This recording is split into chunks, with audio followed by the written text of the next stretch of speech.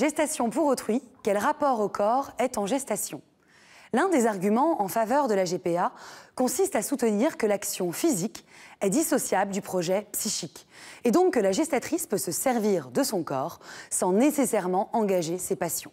La gestatrice peut être enceinte sans investir psychologiquement l'enfant comme étant le sien.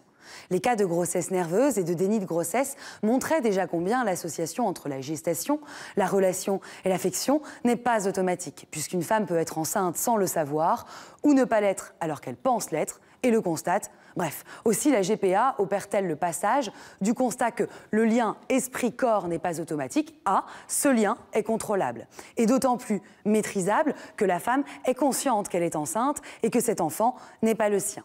Dès lors, ces grossesses seraient plus légères au niveau mental, car elles n'impliquent pas de projet parental, comme le rapporte Geneviève Delésy-Perceval dans son article du numéro 183 de la revue L'Homme. Les interactions utérines relèveraient alors davantage du jeu, et la gestatrice serait libre de mesurer la dose d'affection standard qu'elle devrait ressentir pour l'enfant porté, prévoir de ne pas trop l'aimer, propos que l'on retrouve dans le rapport d'information du Sénat sur la maternité pour autrui de 2008, ou bien de l'aimer suffisamment. On postule donc ici que la gestatrice sait quelle est sa place. Aussi, la GPA se présente-t-elle comme un projet rationnel, élaboré relativement à une volonté initiale qui serait en mesure de contrôler à la fois son application corporelle et relationnelle avec l'enfant porté.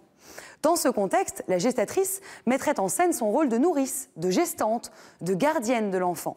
Le corps se présente donc ici comme un moyen, un instrument de la volonté. En ce sens, la GPA nous apparaît reposer sur un principe dualiste qu'expose notamment Platon dans l'Alcibiade, selon lequel ce qui se sert d'une chose est différent de la chose qui sert. Aussi, cette conception du corps s'inscrit-elle dans une tradition philosophique occidentale qui valorise l'esprit sur le corps, dont on trouve d'ailleurs une célèbre formule chez Descartes, le corps-machine. Cette conception est aussi l'expression d'un système de pouvoir actuel qui soumet le corps au faire et à l'utile.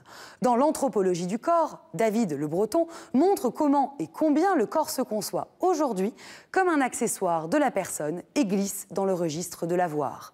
Comment donc ne pas voir dans la GPA une technique de contribution à une distinction encore plus grande entre l'esprit et le corps, à un dualisme inédit touchant à l'intime de l'origine, célébrant le recours au corps au gré de la volonté.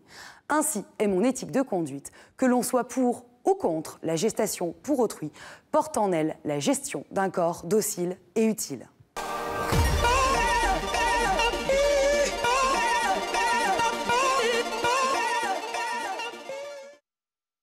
You don't want